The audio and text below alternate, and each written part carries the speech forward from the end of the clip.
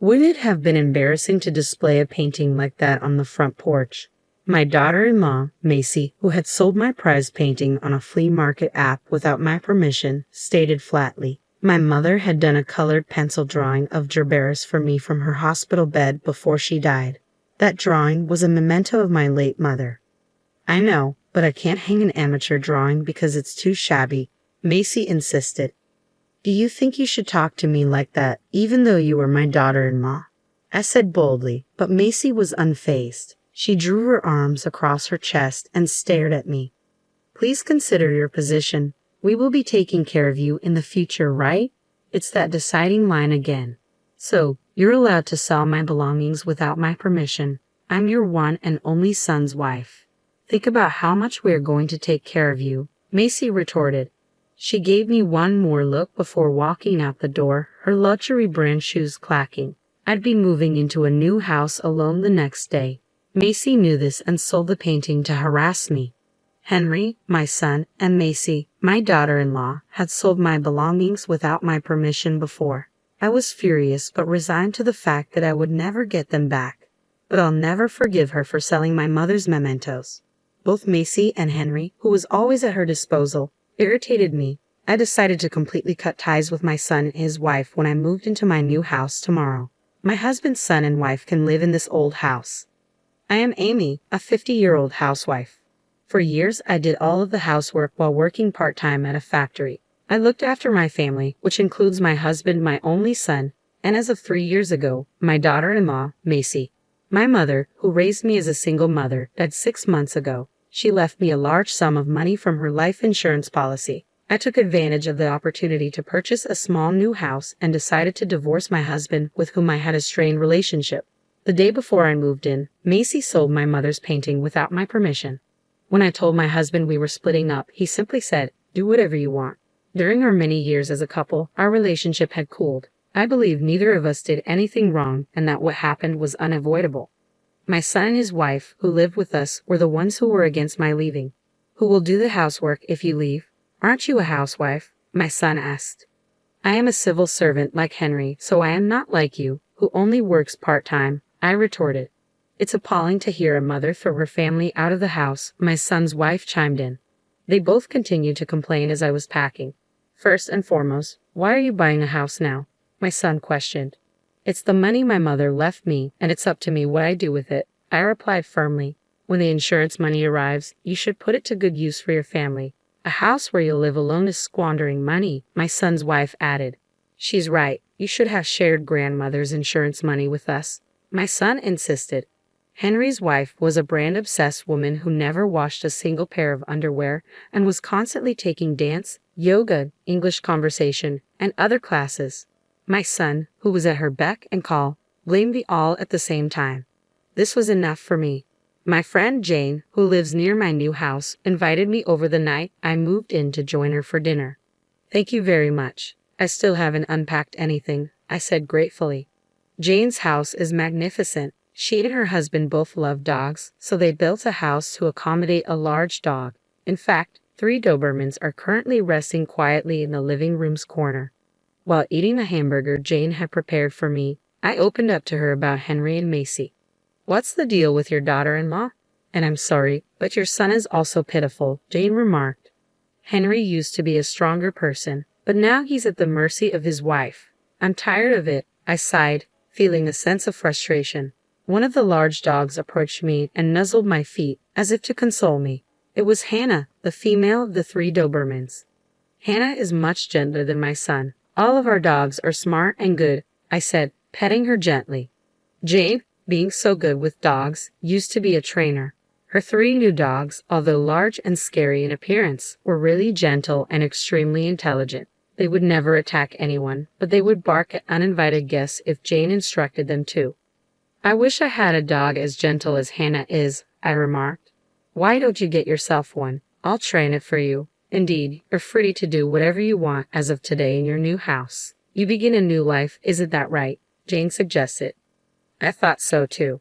"Macy and I are moving to my parents' house next month," I shared. At the end of the month, my son called me with surprising news. I had just gotten used to living alone and was starting to enjoy my independence. I reflected. Your parents' house. Oh, you're moving to Macy's parents' house, my son said. No, it's my mother's house, my home. You already live at your father's house, I clarified. I wasn't sure what he was saying, but I knew one thing for certain. I was ready for this new chapter in my life. I spoke with Macy after realizing that my parents' house belonged solely to my mother, not my father. We decided to move to her house. No, my house isn't big enough for the three of us, Macy objected.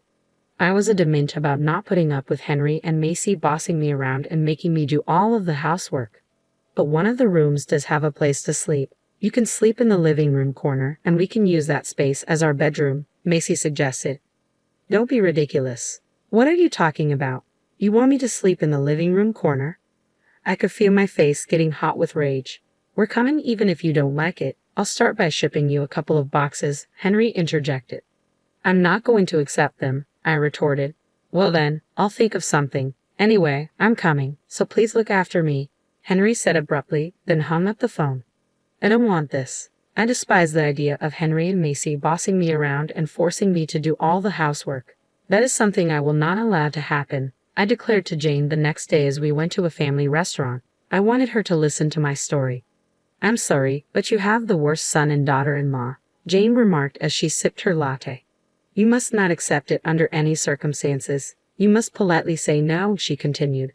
Well, since it is those two, they might hire a moving company. I don't know what to do, I replied, feeling overwhelmed.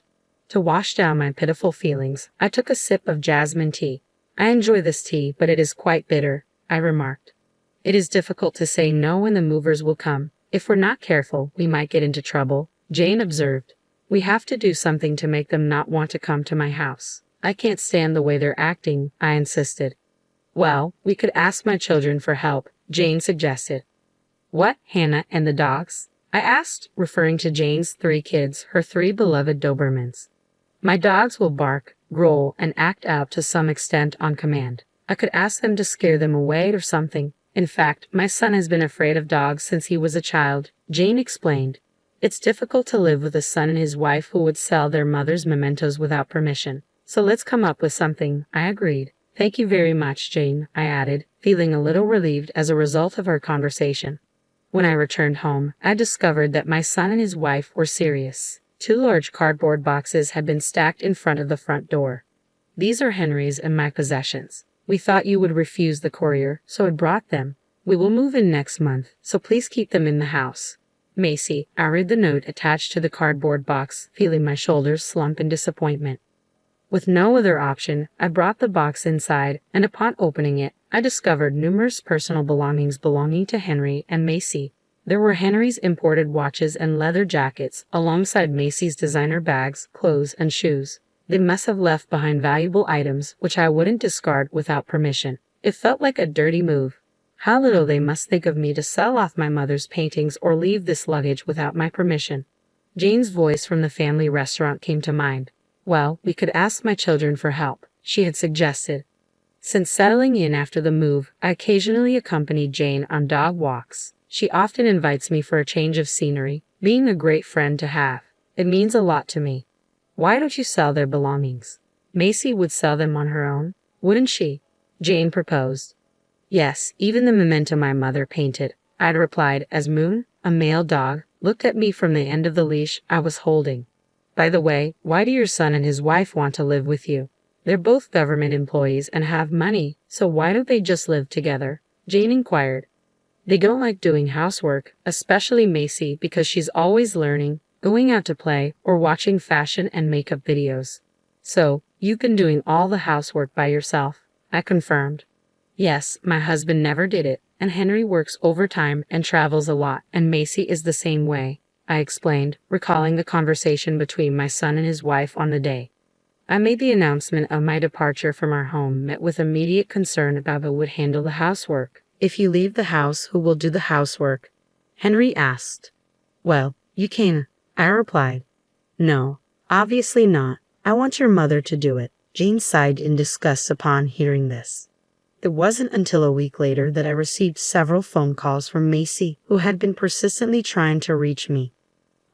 Your house is quite small, right? Macy finally asked after dozens of calls. Yes, that's what I said. I confirmed. Henry said he saw you with 3 big dogs, and I wonder if 3 dogs like that could live in a small house. Macy expressed her concern.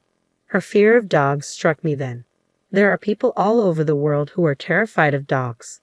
One of them is Henry, I realized. Jane must have been with me when Henry saw her, but he must have been completely distracted by the dogs. I told you it's a small house. If you're worried, why don't you come back and take a look? I suggested. I will. I want to check the inside of the house. Macy's voice unraveled a little. Finally, Macy decided that there was no dog in the house. Anyway, I'll be there this Sunday at 10 a.m., she said before hanging up. Unexpectedly, I realized I could take my revenge. On Sunday, Henry and Macy came to my house as planned. You really came? I asked, surprised. I said I would come. You know it's because you bought the house on a whim that we're in this messy situation, Macy remarked as they took off their shoes and entered the house. That's really true. You should have stayed quiet and continued to do the housework like before, I replied, feeling a sense of satisfaction. Okay, that's it, I said, opening the living room door, gloating in my mind. Whoa! Ah! My son and his wife screamed in unison the next moment. There were 2 Dobermans, Moon and Sky, sitting there. What are you kidding me, Mother? This dog, Henry began.